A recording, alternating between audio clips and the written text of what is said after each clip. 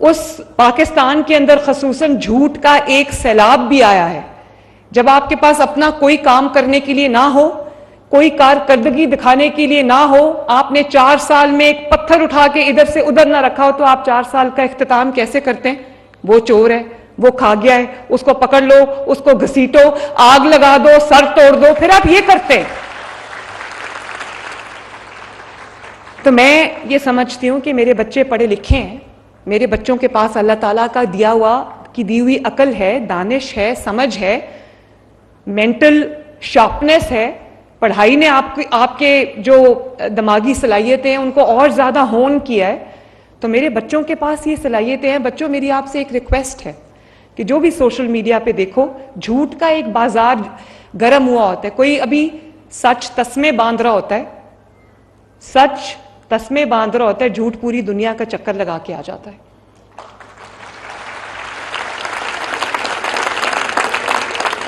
तो मैं ये समझती हूं, थैंक यू। तो मैं ये समझती हूं कि जब आपके सामने कोई पोस्ट आए, कोई रील आए, कोई ऐसी चीज आए, तो अपनी मैं ये नहीं कहती कि मुझे सपोर्ट करो, मैं सिर्फ ये कहती हूं कि अपने मुल्क को अपनी नजरों के सामने रखना। ये मुल्क हमारी माँ है, ये धरती हमारी माँ है। इस धरती से वफादारी हो सकती है, गद्दारी नहीं हो सकती। मेरी हुकूमत हो ना हो, ये मुल्क मेरा ही है। ये नहीं कि मेरी हुकूमत है तो मुल्क बहुत अच्छा है, मेरी हुकूमत नहीं है तो बाहर निकलो और आग लगा दो और जला दो और सर फाड़ दो और पेट्रोल बॉम्ब चला दो। ये नहीं हो सकता। इस मुल्क को आपने एक ही नजर से देखनी है, और वो है ये धरती माँ है हमारी, इसको माँ की नजर से देखना है।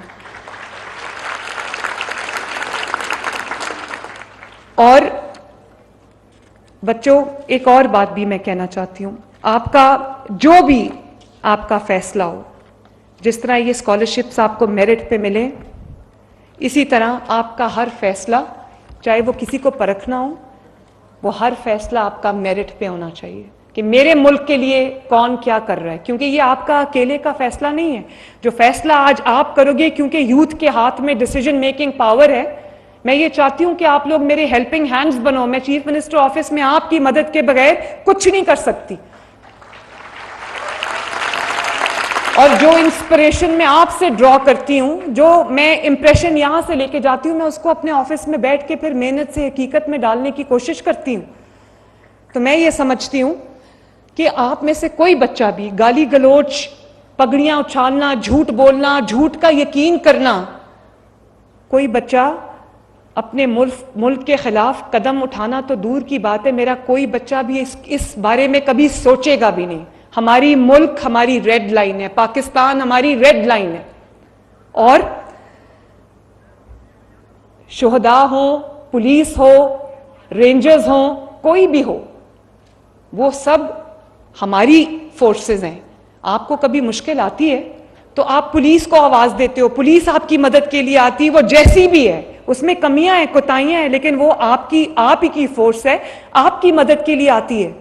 और वो रेंजर्स जिनको पॉइंट ब्लैंक रेंज पे गोलियां मार के शहीद किया गया है, वो वही लोग हैं जो हमारे मुल्क की हिफाजत के लिए, सरहदों की हिफाजत के लिए, आपकी जानों की हिफाजत के लिए अपनी जानें कुर्बान करते हैं।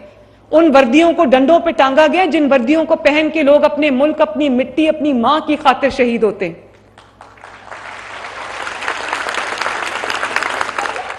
और आज भी, थैंक यू, और आज भी प्रोपेगेंडा कौन कर रहा है कि ये सारा स्टेज शो है? ये प्रोपेगेंडा वो कर रहे हैं जिन्होंने बच्चों के हाथ में कभी स्कॉलरशिप्स नहीं दिए, पेट्रोल बॉम्ब थमाने के जो आदी हैं, वो आज भी ये प्रोपेगेंडा कर रहे हैं। प्रोपेगेंडा वो कर रहे हैं जो पुलिस और रेंजर्स के सर फाड़ने के आदी हैं। और मैंने खुद, मेरा उस दिन शर्म से सर झुक गया जब मैं ये खैबर पख्तूनख्वा के हुकूमत की जानिब से पंजाब के ऊपर हमला हुआ था। बच्चों, मैं आपको कभी नहीं कहूंगी हमारा ताल्लुक पंजाब से, लेकिन पंजाब से पंजाबी होने से पहले हम पाकिस्तानी हैं।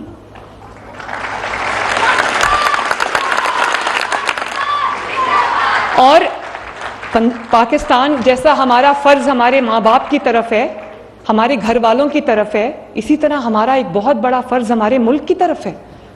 हम सब के कंधों पे वो फर्ज है, वो रिस्पॉन्सिबिलिटी है जो हम सब ने उसको मिलकर अदा करना है।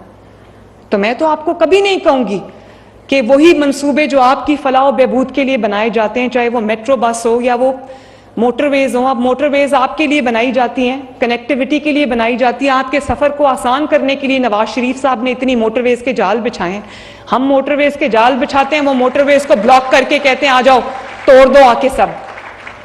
अब ये जो मेट्रो बस है, हमेशा इसके जो स्टेशन है उसको आग लगती है, इसको तोड़ते हैं आके। तो वो मेट्रो बस में मैं तो नहीं बैठती, उस मेट्रो बस में जो नहीं अफोर्ड कर सकता अच्छी सवारी, वो बाइज्जत सवारी में बैठ के अपने काम पे जाता है, अपने काम से वापस आता है।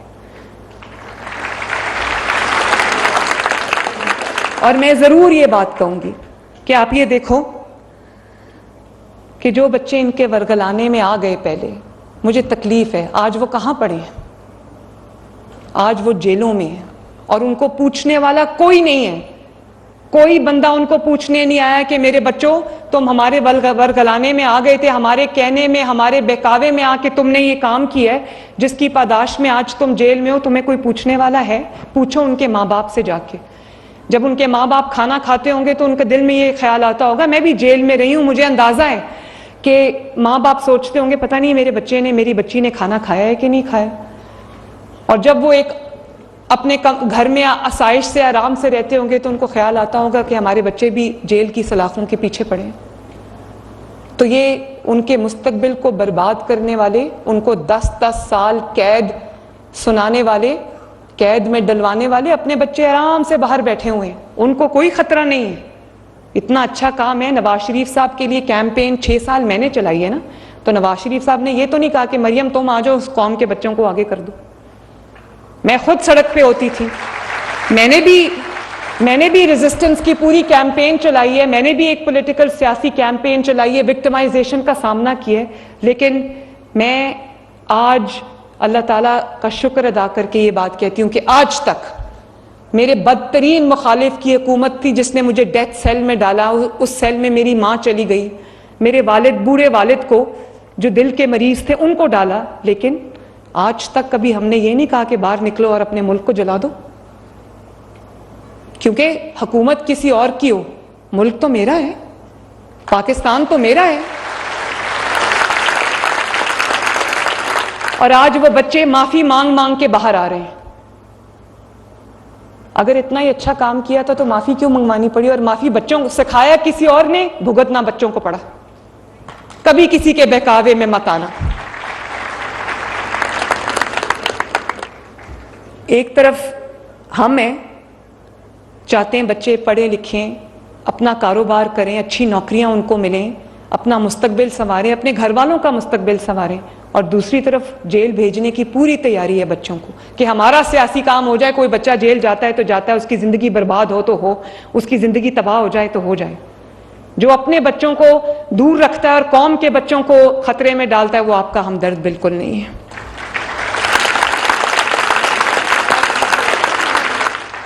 और आप लोग समझदार हो, आप नहीं देख रहे कि 4 साल पहले महंगाई 38% पे थी, गरीब के लिए 2 वक्त की रोटी खाना मुश्किल था, लोग फाके कर रहे थे, और आज वही आप देख रहे हो ना कि आज वही महंगाई जो है वो 38% से कम होकर नीचे 4% पे आ गई है। माशाल्लाह, वही रोटी जो 25-30 रुपए की हो गई थी, वो रोटी आज पंजाब के अंदर अल्लाह के फजलो करम से 12 रुपए की मिल रही है। मैं रोज रोटी की प्राइस चेक करके सोती हूँ, क्योंकि गरीब आदमी सिर्फ रोटी खाता है, उसके बच्चे रोटी खाते हैं। रोटी अगर सस्ती होगी तो उसका पेट भरा रहेगा, उसके बच्चों का पेट भरा रहेगा। Thank you, thank you. और बच्चों, एक तरफ 20-20 घंटे की लोड शेडिंग है और दूसरी तरफ कोई था ना जो 14,000 मेगावाट बिजली बना के जीरो लोड शेडिंग करके चला गया था मुल्क में, था या नहीं था?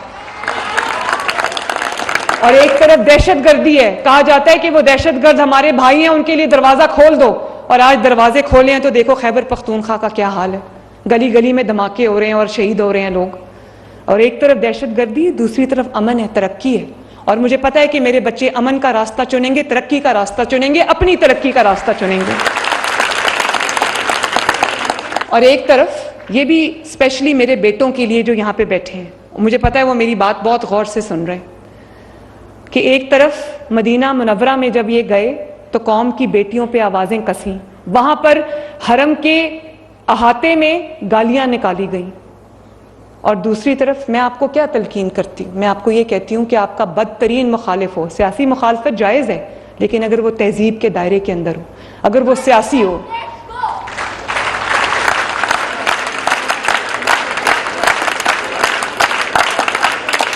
ये बेटियां भी बैठी हैं, मैं बताना चाहती हूं कि मुझे भी भरे जलसों में मेरे पे आवाजें कसते थे, मुझे नाम ले लेके बुलाते थे, ज़ुमाइनी जुमले मेरे ऊपर कसे जाते थे खुलेआम।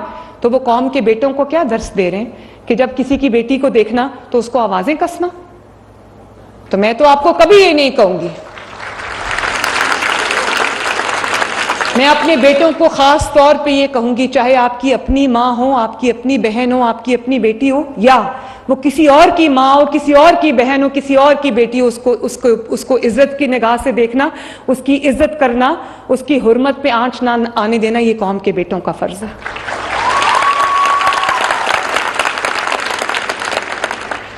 नवाज शरीफ साहब ने कहा था कि हम 9 मई वाले नहीं है, हम 28 मई वाले। 28 मई को याद है ना क्या हुआ था?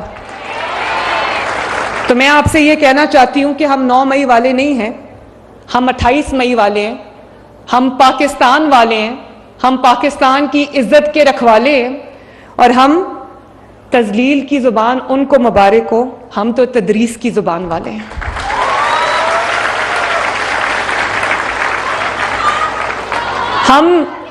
हम डंडा बरदार नहीं है बच्चों, हम कीलों वाले डंडे नहीं उठाते, हम डंडा बरदार नहीं हैं, हम इल्म के अलम बरदार हैं। और थैंक यू। और मैं ये चाहती हूं कि आप में से हर बच्चा खूब पढ़े, खूब लिखे, क्योंकि देखो वसाइल की कमी हो सकती है, सबके वसाइल एक जैसे नहीं होते, ये कुदरत की तकसीम है। मेरी कोशिश है कि वसाइल भी आपके बेहतर हो, ताकि आपकी जो पॉकेट है, आपकी जो जेब है, वो एक्सपैंड करे, ताकि आपके पास भी पैसा हो, आप अपने बच्चों पे खर्च कर सको, अपने घर वालों पे खर्च कर सको, अपनी जिंदगी के मेयार को बेहतर बनाने में खर्च कर सको। इसलिए मैंने एक स्कीम लॉन्च की है बच्चों, जिसमें आप भी अप्लाई कर सकते हो। 3 करोड़ का कर्जा, 3 करोड़ तक का कर्जा, 10 लाख रुपए से लेके 3 करोड़ रुपए तक का कर्जा आपको 100% सूद फ्री दिया जाएगा, जिससे आप अपना कोई जाती कारोबार शुरू कर सकते हो।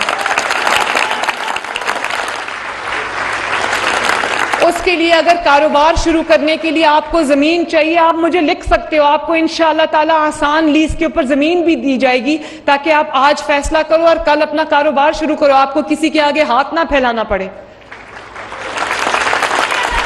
और ये ना हो कि आप डिग्रीज ले लेके हाथ में फिरते रहो, डिग्रीज लेके, और आपको अच्छी नौकरी ना मिले। मैं अभी राना सिकंदर को यहां पर कह के जा रही हूं कि आपको जो यहां पर जो चीज भी इस यूनिवर्सिटी में डेरा गाजी खान में दरकार है, वो आपको मिले। आपको इंक्यूबेशन सेंटर चाहिए, राना सिकंदर आपकी बहुत मेहरबानी, आपने बहुत अच्छे तरीके से इस होनहार प्रोग्राम को स्टेयर किए। 1 महीने से ये लड़का घर नहीं गया। आपको भी शाबाश, आपकी टीम को भी शाबाश, हायर एजुकेशन की टीम को भी शाबाश, लेकिन इनको जो इंक्यूबेशन सेंटर चाहिए वो इनको फौरन कल से शुरू करा दें, इनको बना के दें। और बच्चों, आओ मिल के ये अहद करते हैं कि हमारा जो कदम उठेगा पाकिस्तान के लिए उठेगा। और जहां तक आपकी पढ़ाई की बात है, आपके लिए रोजगार के, पढ़ाई के अपॉर्चुनिटीज की बात है, मेरा आपसे ये वादा है कि आप लोग पढ़ते जाओ, आपके रास्ते की तमाम मुश्किलात में अल्लाह ताला के फजल से चुन चुन के हटाती रहूंगी। और जो मेरे पास वसाइल हैं, जितने भी पंजाब के पास वसाइल हैं, वो इंशाअल्लाह ताला मरियम नवाज का वादा करके जा रही है, आपके कदमों में सारे वसाइल रख दूंगी मैं।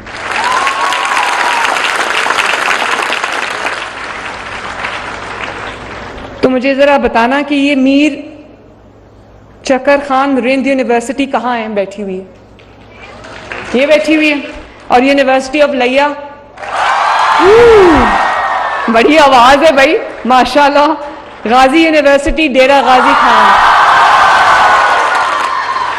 Very nice. DG Khan medical college और HED कॉलेजेस कहाँ बैठे हुए हैं? Thank you Dera Ghazi Khan division. यहाँ से जो मैं मोहब्बत लेके जा रही हूँ ना, एक मिनट, जो मोहब्बत मैं यहाँ से लेके जा रही हूँ वो मोहब्बत जो है उसका ना कोई नेमुल बदल है, ना मैं वो मोहब्बत को कभी रीपे कर सकती हूँ। हाँ, एक कोशिश हर रोज करूंगी कि आपकी जिंदगी में बेहतरी आती जाए। अल्लाह ताला आप सबका हामी और नासिर हो। मेरे साथ मिलके एक नारा लगाना पाकिस्तान जिंदाबाद का, और बहुत जोर से लगाना, आवाज गरजनी चाहिए, पाकिस्तान शाबाश, well done, I love you all. आ जाओ आ जाओ।